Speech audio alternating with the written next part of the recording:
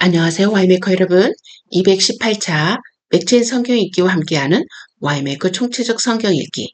오늘은 사사기 20장, 사도행전 24장, 예레미야 34장, 시편 5편, 6편이 되겠습니다. 통일 주제는 싸움. 개별 주제 보도록 하겠습니다. 사사기 20장에서는 악행을 두둔하는 베냐민 자손과 다투는 형제들의 싸움. 사도행전 24장에서는 벨릭스 앞에서 다투는 같은 종족 바울과 유대 대제사장 아나니와의 싸움. 예레미야 34장에서는 바벨론 왕의 군대와 언약을 깨뜨린 유다 이스라엘 백성과의 싸움. 시편 5편 6편에서는 오만한 자들과 주의 이름을 사랑하는 자와의 싸움. 이 주제를 가지고 함께 본문 보도록 하겠습니다. 사사기 20장. 이에 모든 이스라엘 자손이 단에서부터 브엘세바까지와 길르앗 땅에서 나와서 그 회중이 일제히 미스바에서 여호와 앞에 모였으니 온 백성의 어른 곧 이스라엘 모든 지파의 어른들은 하나님의 총회에 섰고 칼을 빼는 보병은 40만 명이었으며 이스라엘 자손이 미스바에 올라간 것을 베냐민 자손이 들었더라. 이스라엘 자손이 이르되 이 악한 일이 어떻게 일어나는지 우리에게 말하라 하니 레위 사람 곧 죽임을 당한 여인의 남편이 대답하여 이르되 내가 내 첩과 더불어 베냐민에 속한 기브아에 유숙하러 갔더니 기브아 사람들이 나를 치러 일어나서 밤에 내가 묵고 있던 집을 애워싸고 나를 죽이려 하고 내 첩을 욕보여 그를 죽게 한지라. 내가 내 첩의 시체를 거두어 쪼개서 이스라엘 기업에 온 땅에 보냈나니 이는 그들이 이스라엘 중에서 음행과 망령된 일을 행하였기 때문이라. 이스라엘 자손들아 너희가 다 여기 있은즉 너희의 의견과 방책을 낼지니라 하니라. 모든 백성이 일제히 일어나 이르되 우리가 한 사람도 자기 장막으로 돌아가지 말며 한 사람도 자기 집으로 들어가지 말고 우리가 이제 기브아 사람에게 이렇게 행하리니 곧 제비를 뽑아서 그들을 치되 우리가 이스라엘 모든 지파 중에서 100명의 10명 1000명의 100명 10,000명의 1000명을 뽑아 그 백성을 위하여 양식을 준비하고 그들에게 베냐민의 기브아에 가서 그 무리가 이스라엘 중에서 망령된 일을 행한 대로 징계하게 하리라 하니라. 이와 같이 이스라엘 모든 사람이 하나같이 합심하여 그 성읍을 치려고 모였더라. 이스라엘 지파들이 베냐민 온 지파의 사람들을 보내어 두루 다니며 이르기를 너희 중에서 생긴 이 악행이 어찌 됨이냐. 그런즉 이제 기브아 사람들 곧 그 불량배들을 우리에게 넘겨주어서 우리가 그들을 죽여 이스라엘 중에서 악을 제거하여 버리게 하라 하나 베냐민 자손이 그들의 형제 이스라엘 자손의 말을 듣지 아니하고 도리어 성읍들로부터 기브아에 모이고 나가서 이스라엘 자손과 싸우고자 하니라. 그때 그 성읍들로부터 나온 베냐민 자손의 수는 칼을 빼는 자가 모두 26,000명이요 그 외에 기브아 주민 중 택한 자가 700명인데 이 모든 백성 중에서 택한 700명은 다 왼손잡이라. 물매로 돌을 던지면 조금도 틀림이 없는 자들이더라. 베냐민 자손 외에 이스라엘 사람으로 칼을 빼는 자는 베냐민 자손 외에 이스라엘 사람으로 칼을 빼는 자의 수는 40만 명이니 다 전사라. 이스라엘 자손이 일어나 베델에 올라가서 하나님께 여쭈어 이르되 우리 중에 누가 먼저 올라가서 베냐민 자손과 싸우리이까 하니 여호와께서 말씀하시되 유다가 먼저 갈지니라 하시니라. 이스라엘 자손이 아침에 일어나 기브아를 대하여 진을 치니라. 이스라엘 사람이 나가 베냐민과 싸우려고 전열을 갖추고 기브아에서 그들과 싸우고자 하매 베냐민 자손이 기브아에서 나와서 당일에 이스라엘 사람 22,000명을 땅에 엎드렸으나 이스라엘 사람들이 스스로 용기를 내어 첫날 전열을 갖추었던 곳에서 다시 전열을 갖추니라. 이스라엘 자손이 올라가 여호와 앞에서 저물도록 울며 여호와께 여쭈어 이르되 내가 다시 나아가서 내 형제 베냐민 자손과 싸우리이까 하니 여호와께서 말씀하시되 올라가서 치라 하시니라. 그 이튿날에 이스라엘 자손이 베냐민 자손을 치러 나아가매 베냐민도 그 이튿날에 기브아에서 그들을 치러 나와서 다시 이스라엘 자손 18,000명을 땅에 엎드렸으니 다 칼을 빼는 자였더라. 이에 온 이스라엘 자손 모든 백성이 올라가 베델에 이르러 울며 거기서 여호와 앞에 앉아서 그날이 저물도록 금식하고 번제와 화목제를 여호와 앞에 드리고 이에 온 이스라엘 자손 모든 백성이 올라가 베델에 이르러 울며 거기서 여호와 앞에 앉아서 그날이 저물도록 금식하고 번제와 화목제를 여호와 앞에 드리고 이스라엘 자손이 여호와께 물으니라. 그때에는 하나님의 언약궤가 거기 있고 아론의 손자인 엘라살의 아들 비나스가 그 앞에 모시고 섰더라. 이스라엘 자손들이 여쭈기를 우리가 다시 나아가 내 형제 베냐민 자손과 싸우리까 말리이까 하니 여호와께서 이르시되 올라가라. 내일은 내가 그를 네 손에 넘겨주리라 하시는지라. 이스라엘이 기브와 주위에 군사를 매복하니라. 이스라엘 자손이 셋째 날에 베냐민 자손을 치러 올라가서 전과 같이 기브아에 맞서 전율을 갖춤에 베냐민 자손이 나와서 백성을 맞더니 꾀임에 빠져 성읍을 떠났더라. 그들이 큰 길 곧 한쪽은 기브아의 들로 가는 길에서 백성을 쳐서 전과 같이 이스라엘 사람 30명가량을 죽이기 시작하며 베냐민 자손이 스스로 이르기를 이들이 처음과 같이 우리 앞에서 패한다 하나 이스라엘 자손은 이르기를 우리가 도망하여 그들을 성읍에서 큰 길로 꿰어내자 하고 이스라엘 사람이 모두 그들의 저수에서 일어나서 바알다말에서 전열을 갖추었고 이스라엘의 복병은 그 장소 곧 기브아 초장에서 쏟아져 나왔더라. 온 이스라엘 사람 중에서 택한 사람 10,000명이 기브아에 이르러 치매 싸움이 치열하나 베냐민 사람은 화가 자기에게 미친 줄을 알지 못하였더라. 여호와께서 이스라엘 앞에서 베냐민을 치심에 당일에 이스라엘 자손이 베냐민 사람 25,100명을 죽였으니 다 칼을 빼는 자였더라. 이에 베냐민 자손이 자기가 패한 것을 깨달았으니 이는 이스라엘 사람이 기브아에 매복한 군사를 믿고 잠깐 베냐민 사람 앞을 피하매 복병이 급히 나와 기브아로 돌격하고 나아가며 칼날로 온 성읍을 쳤음이더라. 처음에 이스라엘 사람과 복병 사이에 약속하기를 성읍에서 큰 연기가 치솟는 것으로 군호를 삼자 하고 이스라엘 사람은 싸우다가 물러가고 베냐민 사람은 이스라엘 사람 30명가량을 쳐 죽이기를 시작하며 이르기를 이들이 틀림없이 처음 싸움같이 우리에게 패한다 하다가 연기 구름이 기둥같이 성읍 가운데서 치솟을 때 베냐민 사람이 뒤를 돌아보매 온 성읍에 연기가 하늘에 닿았고 이스라엘 사람은 돌아서는지라. 베냐민 사람들의 화가 자기들에게 미친 것을 보고 심히 놀라 이스라엘 사람 앞에서 몸을 돌려 광야길로 향하였으나 군사가 급히 추격하며 각 성읍에서 나온 자를 그 가운데서 진멸하니라. 그들이 베냐민 사람을 애워싸고 기브아 앞 동쪽까지 추격하며 그 쉬는 곳에서 짓밟음에 베냐민 중에서 엎드러진 자가 18,000명이니 다 용사더라.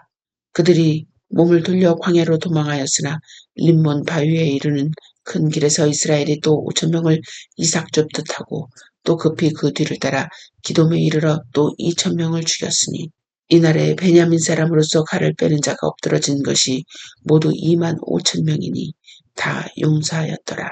베냐민 사람 600명이 돌이켜 광야로 도망하여 림몬 바위에 이르러 거기에서 넉 달 동안을 지냈더라. 이스라엘 사람이 베냐민 자손에게로 돌아와서 온 성읍과 가축과 만나는 자를 다 칼로 치고 닥치는 성읍은 모두 다 불살랐더라. 사도행전 24장. 닷새 후에 대제사장 아나니아가 어떤 장로들과 한 변호사 더둘로와 함께 내려와서 총독 앞에서 바울을 고발하니라. 바울을 부르매 더둘로가 고발하여 이르되 벨릭스 각하여 우리가 당신을 힘입어 태평을 누리고 또 이 민족이 당신의 선견으로 말미암아 여러 가지로 개선된 것을 우리가 어느 모양으로나 어느 곳에서나 크게 감사하나이다. 당신을 더 괴롭게 아니하려 하여 우리가 대강 여짜옵나니 관용하여 들으시기를 원하나이다. 우리가 보니 이 사람은 전염병 같은 자라 천하에 흩어진 유대인을 다 소유하게 하는 자요 나사렛 이단의 우두머리라. 그가 또 성전을 더럽게 하려 함으로 우리가 잡아싸우니 당신이 친히 그를 신문하시면 우리가 고발하는 이 모든 일을 아실 수 있나이다 하니 유대인들도 이에 참가하여 이 말이 옳다 주장하니라. 총독이 바울에게 머리로 표시하여 말하라니 그가 대답하되 당신이 여러 해 전부터 이 민족의 재판장 된 것을 내가 알고 내 사건에 대하여 기꺼이 변명하나이다. 당신이 아실 수 있는 바와 같이 내가 예루살렘에 예배하러 올라간 지 12이틀밖에 안 되었고 그들은 내 성전에서 누구와 변론하는 것이나 회당 또는 시중에서 무리를 소동하게 하는 것을 보지 못하였으니 이제 나를 고발하는 모든 일에 대하여 그들이 능히 당신 앞에 내세울 것이 없나이다. 그러나 이것을 당신께 고백하리이다. 나는 그들이 다니라 하는 도를 따라 조상의 하나님을 섬기고 율법의 선지자들의 글에 기록된 것을 다 믿으며 그들이 기다리는 바 하나님께 향한 소망을 나도 가졌으니 곧 의인과 악인의 부활이 있으리라 함이니라. 이것으로 말미암아 나도 하나님과 사람에 대하여 항상 양심의 거리낌이 없기를 힘쓰나이다. 여러 해 만에 내가 내 민족을 구제할 것과 재물을 가지고 와서 드리는 중에 내가 결례를 행하였고 모인도 없고 소동도 없이 성전에 있는 것을 그들이 보았나이다.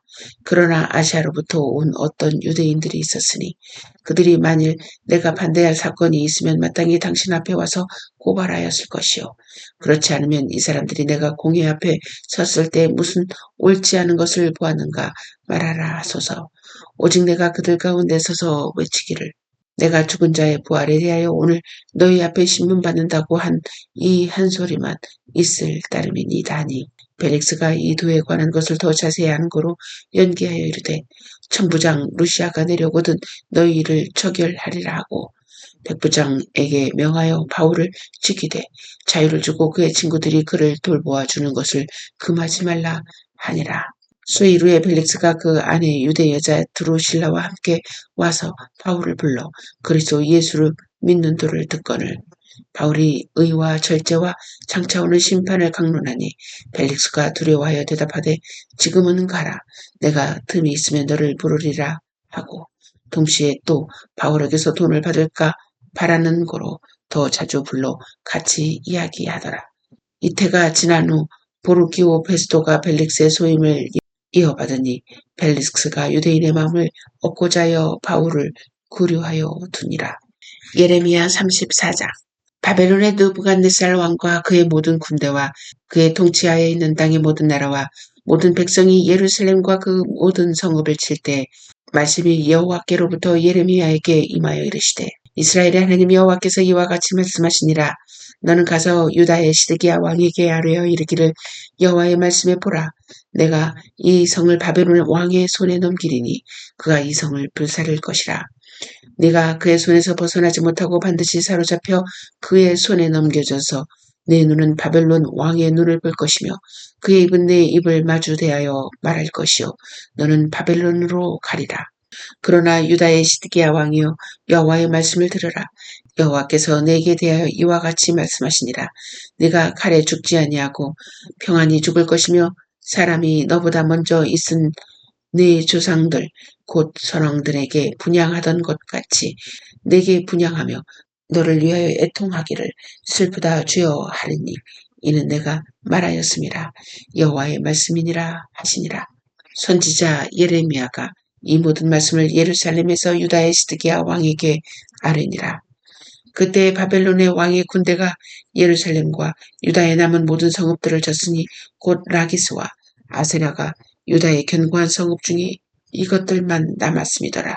시드기야 왕이 예루살렘에 있는 모든 백성과 한 가지로 하나님 앞에서 계약을 맺고 자유를 선포한 후에 여호와께로부터 말씀이 예레미야에게 임하니라. 그 계약은 사람마다 각기 히브리 남녀노비를 놓아 자유롭게 하고 그의 동족 유다인을 종으로 삼지 못하게 한 것이라. 이 계약에 가담한 고관들과 모든 백성이 각기 노비를 자유롭게 하고 다시는 종을 삼지 말라 함을 듣고 순복하여 놓았더니 후에 그들의 뜻이 변하여 자유를 주었던 노비를 끌어다가 복종시켜 다시 노비로 삼았더라. 그러므로 여호와의 말씀이 여호와께로부터 예레미야에게 임하니라. 이르시되 이스라엘 하나님 여호와께서 이와 같이 말씀하시니라.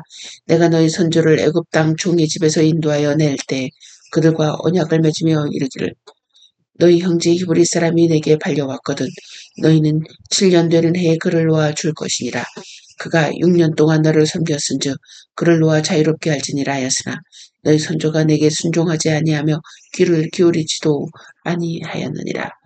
그러나 너희는 이제 돌이켜 내 눈앞에 바른 일을 행하여 각기 이웃에게 자유를 선포하되 내 이름으로 일컬음을 받는 집에서 내 앞에서 계약을 맺었거늘 너희가 돌이켜 내 이름을 더럽히고 각기 놓아 그들의 마음대로 자유롭게 하였던 노비를 끌어다가 다시 너에게 복종시켜 너희의 노비로 삼았도다. 그러므로 여호와께서 이와 같이 말씀하시니라. 너희가 나에게 순종하지 아니하고 각기 형제와 이웃에게 자유를 선포한 것을 실행하지 아니하였은즉 내가 너희를 대적하여 칼과 전염병과 기근에게 자유를 주리라. 여호와의 말씀이니라. 내가 너희를 세계 여러 나라 가운데 흩어지게 할 것이며 송아지를 둘로 쪼개고 그 두 조각 사이로 지나매 내 앞에 언약을 맺었으나 그 말을 실행하지 아니하여 내 계약을 어긴 그들을 곧 송아지 두 조각 사이로 지난 유다 고관들과 예루살렘 고관들과 내실들과 제사장들과 이 땅 모든 백성을 내가 그들의 원수의 손과 그들의 생명을 찾는 자의 손에 넘기리니 그들의 시체가 공중의 새와 땅의 짐승의 먹이가 될 것이며 또 내가 유다의 시드기야 왕과 그의 고관들을 그의 원수의 손과 그의 생명을 찾는 자의 손과 너희에게서 떠나간 바벨론 왕의 군대의 손에 넘기리라. 여호와의 말씀이니라. 보라 내가 그들에게 명령하여 이 성읍에 다시 오게 하리니 그들이 이 성을 쳐서 빼앗아 불사를 것이라. 내가 유다의 성읍들을 주민이 없어 처참한 황무지가 되게 하리라. 시편 5편. 여호와의 나의 말에 귀를 기울이사 나의 심정을 헤아려 주소서. 나의 왕 나의 하나님이여 내가 부르짖는 소리를 들으소서. 내가 주께 기도하나이다. 여호와여 아침에 주께서 나의 소리를 들으시리니 아침에 내가 주께 기도하고 바라리이다. 주는 죄악을 기뻐하는 신이 아니시니 악이 주와 함께 머물지 못하며 오만한 자들이 주의 목전에 서지 못하리이다. 주는 모든 행악자를 미워하시며 거짓말하는 자들을 멸망시키리시이다. 여호와께서는 피 흘리기를 즐기는 자와 속이는 자를 싫어하시나이다. 오직 나는 주의 풍성한 사랑을 힘입어 주의 집에 들어가 주를 경외함으로 성전을 향하여 예배하리이다. 여호와여 나의 원수들로 말미암아 주의 공의로 나를 인도하시고 주의 길을 내 목전에 곧게 하소서. 그들의 입에 신실함이 없고 그들의 심중이 심히 약하며 그들의 목구멍은 열린 무덤 같고 그들의 혀로는 아첨하나이다. 하나님이여 그들을 정죄하사 자기 꾀에 빠지게 하시고 그 많은 허물로 말미암아 그들을 쫓아내소서. 그들이 주를 배역함이니이다. 그러나 주께 피하는 모든 사람은 다 기뻐하며 주의 보호로 말미암아 영원히 기뻐 외치고 주의 이름을 사랑하는 자들은 주를 즐거워하리이다. 여호와여 주는 의인에게 복을 주시고 방패와 같은 은혜로 그를 호위하시리이다. 시편 6편. 여호와여 주의 분노로 나를 책망하지 마시오며 주의 진노로 나를 징계하지 마옵소서. 여호와여 내가 수척하였사오니 내게 은혜를 베푸소서. 여호와여 나의 뼈가 떨리오니 나를 고치소서. 나의 영혼도 매우 떨리나이다. 여호와여 어느 때까지니이까. 여호와여 돌아와 나의 영혼을 건지시며 주의 사랑으로 나를 구원하소서. 사망 중에서는 주를 기억하는 일이 없사오니 수월에서 주께 감사할 자가 누구리이까. 내가 탄식함으로 피곤하여 밤마다 눈물로 내 침상을 띄우며 내 요를 적시나이다. 내 눈이 근심으로 말미암아 쇠하며 내 모든 대적으로 말미암아 어두워졌나이다. 악을 행하는 너희는 다 나를 떠나라. 여호와께서 내 울음소리를 들으셨도다. 여호와께서 내 간구를 들으셨으며 여호와께서 내 기도를 받으시리로다. 내 모든 원수들이 부끄러움을 당하고 심히 떨미며 갑자기 부끄러워 물러가리로다. 아멘. 오늘은 하이델베르크 46항에서 49항까지입니다. 46항입니다. Why do you confess when you say he ascended into heaven? 하늘에 오르셨고 라는 말로 당신은 무엇을 고백합니까? That Christ before the eyes of his disciples was taken up from the earth into heaven and that he is there for our benefit until he comes again to judge the living and the dead. 그리스도는 제자들이 보는 가운데 땅에서 하늘로 오르셨고 우리의 유익을 위하여 거기에 계시며 장차 살아있는 자들과 죽은 자들을 심판하러 다시 오실 것입니다. 47항 보도록 하겠습니다. Is Christ then not with us until the end of the world, as he has promised us? 그렇다면 세상 끝날까지 우리와 함께 있으리라는 그리스도의 약속은 어떻게 됩니까? Christ is true man and true God. 그리스도는 참 인간이고 참 하나님이십니다. With respect to his human nature, he is no longer on earth. 그의 인성으로는 더 이상 세상에 계시지 않습니다. But with respect to his divinity, majesty, grace and spirit, he is never absent from us. 그의 신성과 위엄과 은혜와 성령으로는 잠시도 우리를 떠나 있지 않습니다. 자, 하나님 예수 그리스도께서 하늘을 오르셨다 해서 우리를 완전히 떠나신 것이 아니라는 것을 분명히 하고 있습니다. 자, 48문항 보도록 하겠습니다. But are the two natures in Christ not separated from each other? If his human nature is not present, wherever his divinity is. 그런데 그리스도의 신성이 있는 곳마다 인성이 있는 것이 아니라면 그리스도의 두 본성이 서로 나뉜다는 것입니까? 자, 대답을 보겠습니다. Not at all. 그렇지 않습니다. For his divinity has no limits and is present everywhere. 신성은 아무 곳에도 갇히지 않고 어디서나 계십니다. So it must follow that his divinity is indeed beyond the human nature, which he has taken on, and nevertheless is within this human nature and remains personally united with it. 신성은 아무 곳에도 갇히지 않고 어디나 계십니다. 그러므로 신성은 그가 취하신 인성을 초월함이 분명하며 그러나 동시에 인성 안에 거하고 인격적으로 결합되어 있습니다. 신성은 아무 곳에 갇히지 않는다. 우리가 신성이 무엇이냐라고 전체적인 건 이야기할 수 없지만 신성은 무엇이 아니다. 아무 곳에나 갇히지 않는다. 이건 우리가 이야기할 수 있다는 거죠.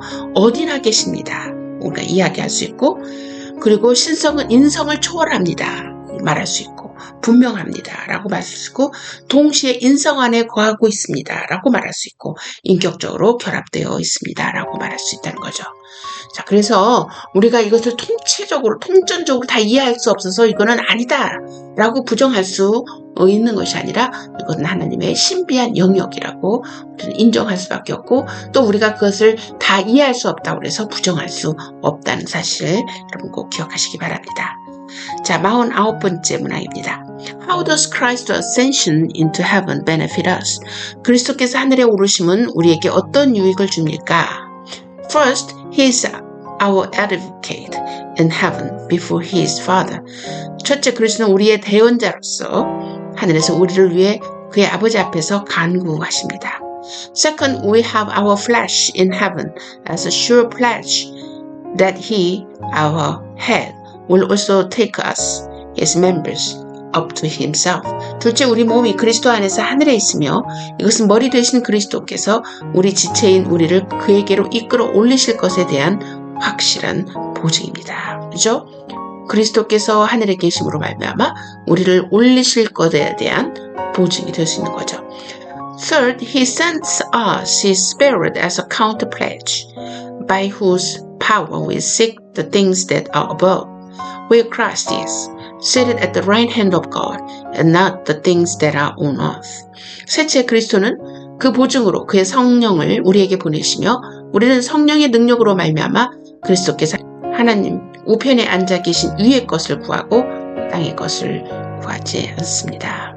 자, 그리스도께서 위에 계신다고 하는 내용을 좀 구체적으로 거기에 따른 유익이 얘기하고 있습니다. 예수님께서는 내가 올라가야만이 너희에게 성령을 보낼 수 있다. 그래서 내가 올라가는 것이 너희에게 유익이다라고 분명히 말씀하셨습니다.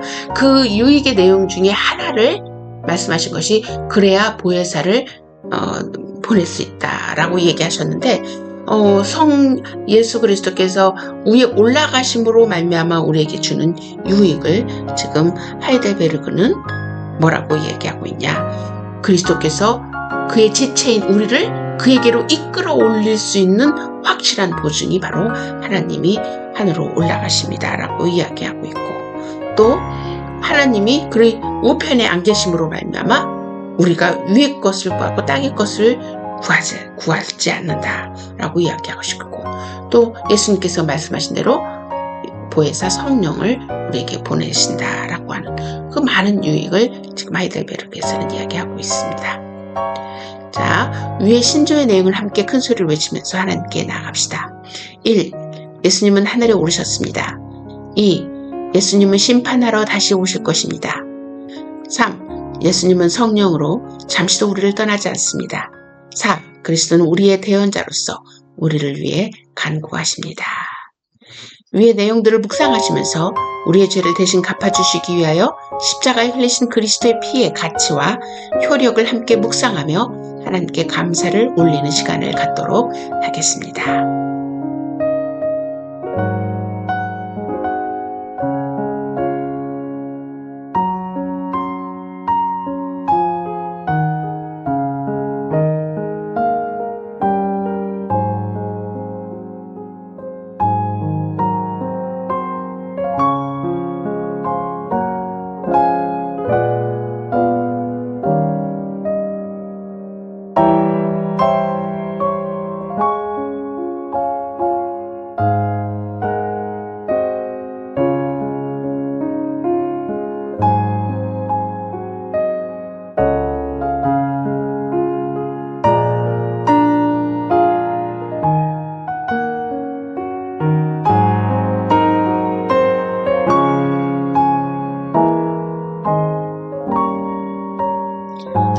모든 것을 주 예수 그리스도의 이름으로 기도했습니다.